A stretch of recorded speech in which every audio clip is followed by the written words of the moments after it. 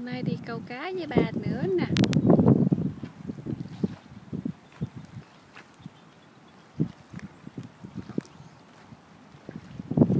Ba thả cần chưa? Ba thả cần rồi nè.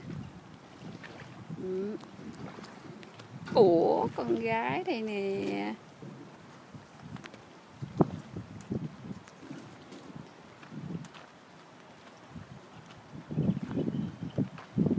Liều dã chiến, liều dã chiến. Ôi trời ơi, lật cây. Để em lật con nó.